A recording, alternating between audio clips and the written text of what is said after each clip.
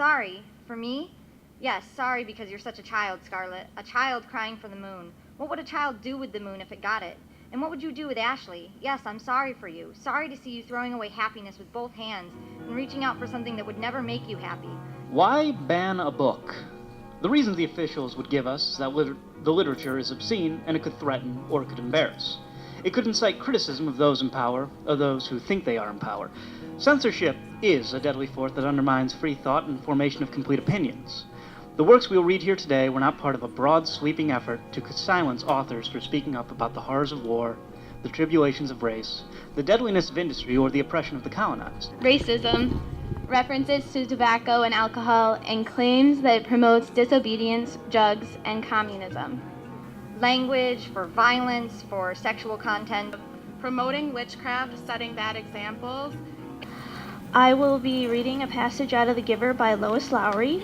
I'm going to be reading from the Harry Potter series. I chose to do the 5th book, which is The Order of the Phoenix.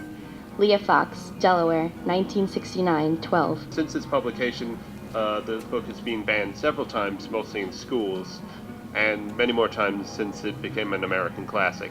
He could see a tiny gray dot far away on the horizon, which was the house that he used to live in with his beloved mother and father. The architecture of my murderer's life, the bodies of the girls he'd left behind, began to reveal itself to me now that my sister was in that house.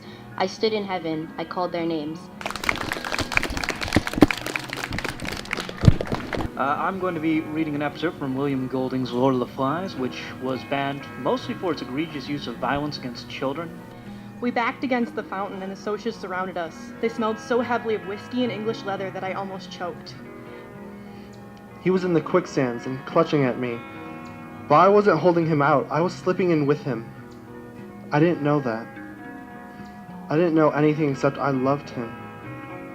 I didn't want to harm her, Mr. Finch, and I say, let me pass. But just when I say it, Mr. Owl yonder hollers through the window. When I was in 6th grade, my mom bought me all these books about puberty and adolescence, so I would appreciate what a beautiful and natural and miraculous transformation I was going through.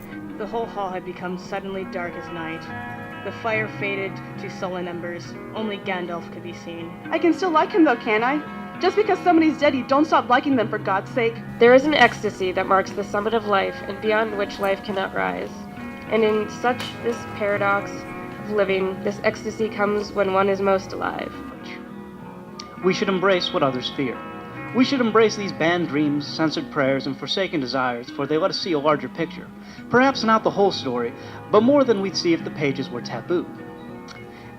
We cannot forget that censorship is a prevalent force in our world and our society. In closing, let us not be content with merely thinking that we are thinking. We must have two sides to a question to worry about, not one, or worse yet, none.